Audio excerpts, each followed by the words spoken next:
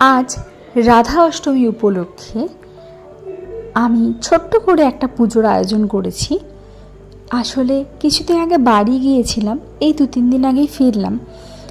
তো সেখানে বাড়ি গিয়ে না আমি গপুকে নিয়ে এসেছি। জন্মাষ্টমীতে তো গপু আমার কাছে ছিল না, তো বাড়ি গেছিলাম তাই গপুকে নিয়ে এসেছি।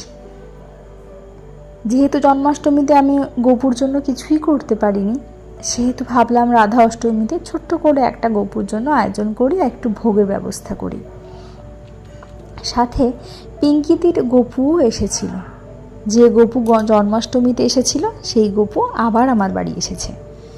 এবং দু গপুর জন্যই না আমি জামা কাপড় কিনে এনেছি। এবং পিঙ্কিদির গপু তখন হঠাৎ করে এসেছিল, আমার কাছে জামা কাপড় কেনা কিছুই ছিল না, তাই নতুন নতুন জামাগুলো দুজনকে দুটো পরিয়ে রেডি করে বসিয়ে দিয়েছি।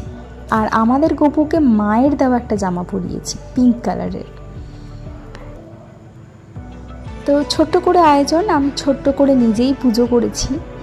ছিল ওই গোবিন্দভোগ চালের ফ্রায়েড রাইস, একটু পনির আলুর তরকারি, একটু ভাজাভুজি, আলু ভাজা, পটল ভাজা, বেগুন ভাজা, আর সাথে ছিল নাড়ু, পায়েস এবং ছানা।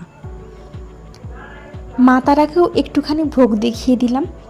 যেহেতু নিজে রান্না করেছি সেহেতু মা তারাকেও একটু ভোগ দেখিয়ে দিচ্ছি। নিয়েছিলাম সাবুর পায়েস, সেটাই গপুদেরকে একটু একটু করে খাইয়ে দিচ্ছি। একটু ছানা। আসলে গপুদের জন্য না আরও কিছু করার প্ল্যান ছিল, কিন্তু সময়ের অভাবে ক্রমশ বেলা বাড়ছিল, আর তাই আমি আর দেরি করলাম না গপুদের টাইমে খেতে দেওয়ার জন্য। সন্ধে দেখিয়ে গপুদেরকে বিস্কিট আর চিপস দিলাম। আমার গপুদের পুজো আপনাদের কেমন লাগলো অবশ্যই জানাবেন।